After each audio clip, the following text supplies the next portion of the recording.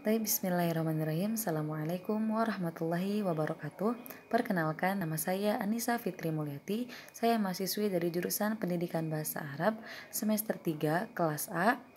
Saya membuat video ini untuk memenuhi salah satu tugas kelompok bimbingan dan konseling, di mana saya kali ini akan membawakan materi yang berjudul Sejarah Perkembangan Bimbingan dan Konseling di Indonesia. Bimbingan dan konseling mulai diperbincangkan secara meluas itu atau secara terbuka itu pada tahun 1962. Dan hal ini itu ditandai dengan perubahan sistem pendidikan di SMA, di mana penjurusan itu yang dulunya dimulai dari kelas 1 SMA kini berubah dimulai dari kelas 2 SMA. Dan adanya penjurusan ini itu adalah untuk mencari minat, bakat, dan juga kemampuan yang dimiliki oleh siswa-siswa atau siswi-siswi di SMA. Nah, dan bimbingan dan konseling ini pertama kali itu sebenarnya disebut di Indonesia adalah bimbingan dan penyuluhan.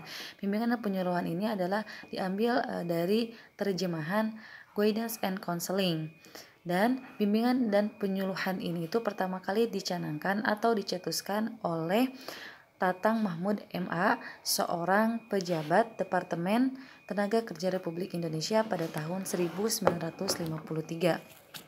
Nah, kemudian seiring perkembangan pemakaian istilah penyuluhan, ternyata penyuluhan ini sebenarnya kan merupakan terjemahan dari kata konseling. Maka para ahli bimbingan dan penyuluhan Indonesia ini bersepakat untuk mengembalikan lagi saja istilah penyuluhan itu menjadi konseling kepada istilah aslinya, sehingga ditetapkanlah istilah bimbingan dan konseling itu seperti disahkan dalam SK Mendikbud nomor 25 tahun 1995. Nah, sebelum disahkannya SK tentang bimbingan dan konseling ini, sampai tahun 1993 bimbingan dan penyuluhan ini tuh mengundang banyak sekali respon-respon negatif dari masyarakat, terutama dari siswa dan juga para orang tua yang menganggap bimbingan dan penyuluhan ini menjadi sesuatu yang bermasalah, di mana ketika ada orang yang diundang atau intinya masuk ke dalam ruangan BP itu selalu dikaitkan dengan berbagai macam permasalahan. Nah, untuk mengatasi hal tersebut, maka disahkanlah SK Menpan nomor 83 tahun 1993 dan SK Mendikbud nomor 25 tahun 1995 tentang jabatan fungsional guru dan angka kreditnya, yang di dalamnya termuat peraturan tentang bimbingan dan konseling di sekolah. Nah, disinilah pola pelaksanaan bimbingan dan konseling ini tuh mulai jelas gitu kan. Nah, kemudian jadi ada 3 tahap perkembangan sejarah di Indonesia. Yang pertama itu adalah pralahirnya Pola 17 atau pralahirnya SK Mendikbud nomor 25 tahun 1995 gitu ya. Nah, itu tuh dulu bimbingan dan penyuluhan ini mengundang persepsi negatif dari banyak pihak gitu ya.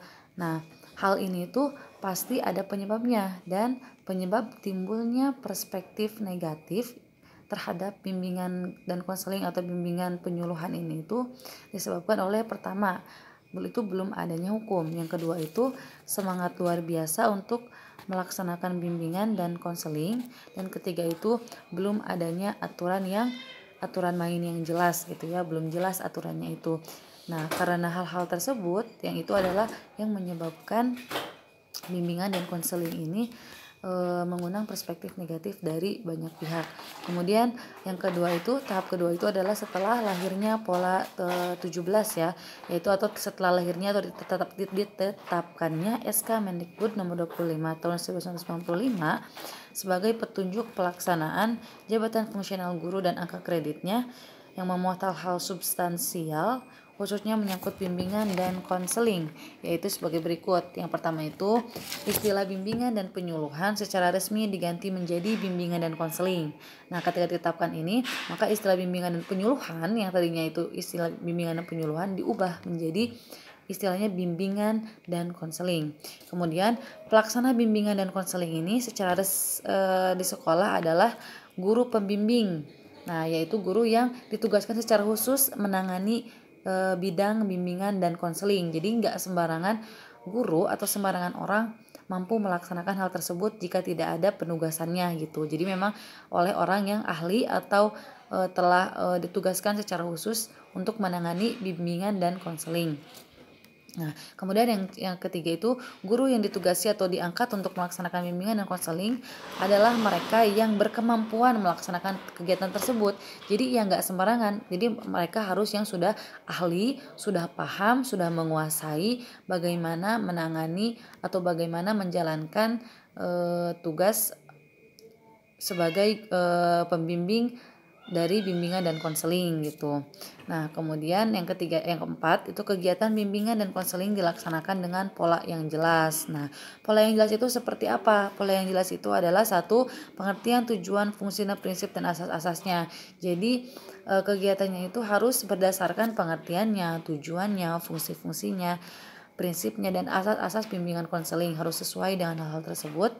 Kemudian harus juga sesuai dengan bidang bimbingannya kan. Bimbingan itu kan, konseling itu ada bidang-bidangnya, di antaranya kan bimbingan pribadi, bimbingan sosial, belajar dan juga karir, dan itu harus disesuaikan sesuai dengan bidangnya. Kemudian jenis layanannya juga ada jenisnya, ada layanan orientasi, informasi, penempatan atau penyaluran, pembelajaran, konseling, perseorangan, bimbingan kelompok dan konseling kelompok. Nah, jadi harus sesuai juga dengan jenis layanannya. Kemudian yang keempat, kegiatan pendukung. Kegiatan pendukung itu yang mendukung terlaksananya bimbingan dan konseling itu yang pertama adalah instrumentasi, kemudian himpunan data dan juga konferensi kasus, kunjungan rumah dan alih tangan kasus. Nah, dan unsur-unsur yang tersebut yang barusan disebutkan itu membentuk BK Pola 17 ya.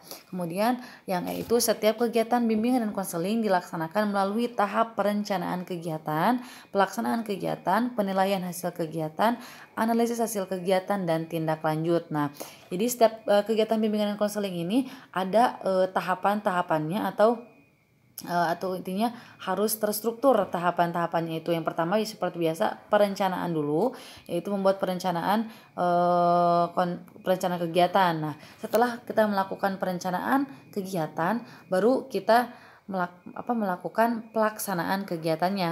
Dan nanti setelah melakukan pelaksanaan kegiatan, selanjutnya itu kita harus melakukan penilaian terhadap hasil kegiatan atau evaluasi gitu ya. Nah, kemudian setelah evaluasi, dianalisis hasil kegiatannya itu, kita analisis apa sih yang kurangnya, apa sih permasalahannya gitu kan. Di mana letak kesalahannya, di mana letak kejanggalannya itu kita analisis. Nah, kemudian setelah itu barulah ditindaklanjuti untuk mengatasi kejanggalan, mengatasi kesalahan-kesalahan yang terjadi, bagaimana diatasinya gitu, ditindaklanjutnya. Kemudian kegiatan bimbingan dan konseling dilaksanakan di dalam dan di luar jam sekolah. Jadi kegiatan bimbingan dan konseling ini tidak hanya dilakukan misalkan di dalam dilaksanakan di dalam jam sekolah saja, tidak, atau di luar jam sekolah saja, itu tidak, tetapi dilaksanakannya itu di dalam dan di luar jam sekolah. Jadi kapanpun bisa dilakukan bimbingan dan konseling, dan itu pun harus kepada ahlinya, kepada orang yang sudah ditugaskan untuk menangani bimbingan dan konseling. Ya, mungkin dari saya cukup sekian untuk menjelaskan tentang sejarah perkembangan bimbingan dan konseling di Indonesia. Mohon maaf bila banyak kesalahan. Mungkin dari saya cukupkan sekian. Assalamualaikum warahmatullahi wabarakatuh.